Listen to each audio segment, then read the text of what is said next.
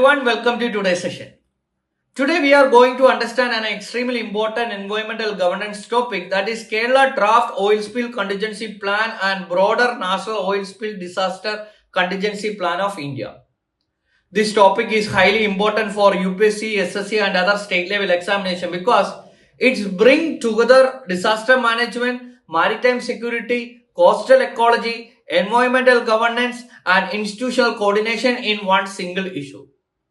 Now, before we directly move into the plan itself, it is important to first understand why this issue suddenly becomes so important. Recently, Kerala finalized a draft oil spill contingency plan commonly called OSCP to protect its nearly 590-kilometer coastline.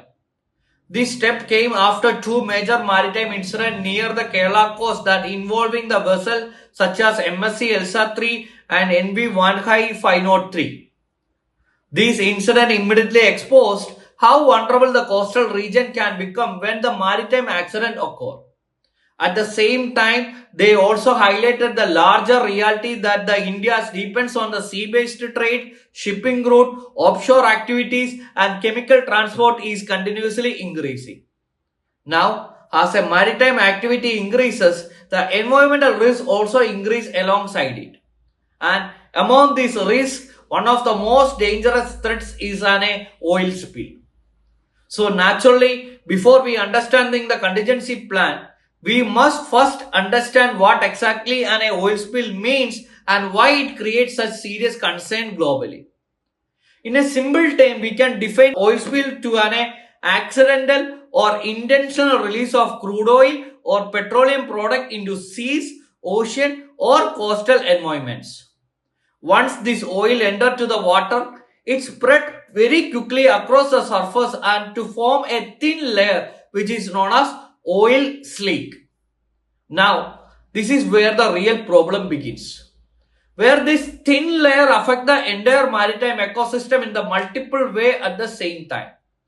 Firstly, it directly affects the maritime birds and animals. Means oil sticks to the feathers of seabirds and the body fur of the maritime animal, making it difficult for them to stay warm and to float properly in water. The many animals also become weak or they might dead after swallowing the contaminated water or food. But the impact does not stop only with the animal. As the oil continuously spreading, it starts damaging the entire ecosystem. For example, mangroves, coral reefs, fish breeding grounds and coastal wetlands are extremely sensitive ecological regions. When this thick oil covers these areas, the sunlight and the oxygen they cannot reach properly, which affecting the maritime plants, fish population and aquatic biodiversity. And the once ecosystem get damaged, the impact slowly start reaching the human community as well. Which means the fish community, they lose their income because fish and seafood become contaminated. The tourism suffer because the polluted beaches discourage the visitors. In some cases, the polluted air and the contaminated seafood can even affect the public health. So, when we analyze oil spill carefully, it is become clear that it is not just an environmental accident. It quickly turned into ecological, economic and social disaster together. And this is exactly why the Kerala decided a dedicated response mechanism was necessary. Keeping this objective in mind, the Kerala prepared a draft oil spill contingency plan. Now, let's understand the important features of this plan step by step. One of the most important feature is environmental sensitive index mapping, that commonly called ESI mapping. The purpose of this mapping is very simple but extremely important. It helps the authority to identify the ecological sensitive regions such as mangroves, fish breeding areas, coral ecosystem and the vulnerable coastal stretch so that this region receive the immediate protection during an oil spill emergency. Now, once these sensitive areas are identified, the next challenge is managing the actual cleanup operation efficiently. This is why the plan also includes the shoreline response and management mechanism, which means in a simple terms, the plan create a proper chain of command explaining which authority will manage the cleanup operation during these emergencies. Along with this plan incorporates something called net environmental benefit analysis, or what we can say NEBA. So this plan will help the authority to decide which cleanup method will cause the least environmental damage while controlling the spill effectively. And the plan also includes the wildlife response protocol, because the maritime animal and the bird often become the worst victims during oil spill disasters. Now, while response mechanisms are important, a modern disaster management also depends heavily on technology. Recognizing this, the Kerala OSCP that proposed the use of hydrodynamic modeling and oil spill trajectory modeling. This means a scientific system will predict how oil or hazardous material may move based on the ocean current, tides and wind direction. This became especially relevant after the MSc LSAT-3 incident, where the dangerous substance such as calcium carbide and the plastic noodles, they entered the maritime water. By predicting the movement of pollutant early, the authority can act faster and to prevent the wider environmental damage. And another important aspect of this plan is its jurisdiction and operational scope, which means the plan cover oil spill that occurring within the 12 nautical miles, which is become or which come under the India's territorial waters. But interestingly, the plan does not stop there. It also extends nearly 40 kilometers into the inland water systems affected by the tidal movements because of oil pollution can move from sea to waters, estuaries and wetlands very quickly. Now, at this stage, an important question naturally arises. Is Kerala working independently on this issue, or does India already have a national level framework for oil spill management? The answer is yes. The Kerala plan is actually developed under the broader framework of National Oil Spill Disaster Contingency Plan, commonly called NOS-DCP. So, now let's move from state level framework to the national level framework.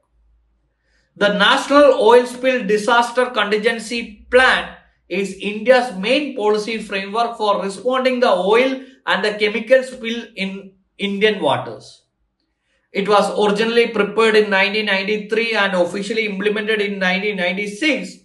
However, because the maritime trade, offshore exploration, larger oil tankers and offshore energy infrastructure have expanded rapidly over the years, the framework was significantly updated in 2024. Now, the reason behind this update is very important to understand. India's maritime economy is growing rapidly, and therefore the disaster response system also need to become more technically advanced, coordinated and efficient. Keeping in this mind the updated NOS-DCP, they focus means this idea was focused on seamless coordination between ministers, ports, coastal states and oil companies and maritime agency during the emergencies. At the same time, it gives a special importance to protecting environmentally sensitive areas such as mangrove, coral reefs and biodiversity rich coastal zones. And another very important principle followed under this framework is the popular pays principles, which means in the simple term popular pays principle, this means the company or the organization responsible for causing pollution must bear the financial responsibility for cleanup and environmental restoration. Now, let us understand some important update introduced in the 2024 version of NOS-DCP. One of the major improvement is integrated digital tracking, which means we can say in the word itself, which means that The updated framework now use real-time satellite imageries, automatic identification systems, and the online oil spill advisory system to monitor spills and predict their movement patterns. As of the result, the authority can respond much faster and more accurately during the emergencies. Another important update is the refined tiered response mechanism. The framework divides the oil spill into three different categories based on their severities. Tier 1, that includes smaller spills up to 700 tons, which were managed by the ports or the individual facility themselves. Tier 2, that include medium-sized spills between 700 to 10,000 tons that required support from district administration and regional authority. Tier 3, that include very large spills above 10,000 tons which were treated as a national level disaster requiring intervention by the Indian Coast Guard and the national authority. Now, as the maritime support increasingly involves the chemical and hazardous substance, the framework has also increased focus on hazardous and noxious substance. Similarly, the newer low toxic chemical dispersions have been approved so that the spills cleanup itself does not create any additional damage to the maritime life. This framework has also expanded to include the response system for offshore wind farms located within the India's exclusive economic zone. Now, naturally, such a massive disaster management framework cannot function without any institutional coordination. This is why different institutions have been assigned specific responsibility. At the center level, the framework is the Indian Coast Guard, which has acted as a central coordinating authority. The Indian Coast Guard maintained a national inventory of pollution response equipment that led a larger scale emergency operation. The Director General of Shipping handles the legal issues, shipping regulation, and the ship salvage operations. And the other Indian National Center for Ocean Information Service that located in Hyderabad, they provide oil spill trajectory models which was using the ocean current and wind data. Meanwhile, the Ministry of Environmental that identify the environmentally sensitive coastal area that require immediate protection during emergency. To ensure that all these agencies work together efficiently, a regular mock exercise and stimulation drills are also conducted. For example, recently the 10th National Level Pollution Response Exercise that was conducted near Chennai in 2025 that tested the coordination between the Coastal Guard, coastal state and international observers from more than 30 countries. Now, when we connect all this development together, a much larger picture become visible. Indian ports, shipping routes, trade routes, offshore energy projects and coastal economics are expanding rapidly. But as the economic expansion increases, the environmental vulnerability also increases alongside it. Therefore, the future governance cannot only on economic growth, it must stimulously strengthen the environmental protection, coastal resilience, technological preparedness and disaster response capacity. And this is exactly why the Kerala Oil Spill Contingency Plan become important not just as an environmental document but as an example of integrated coastal governance.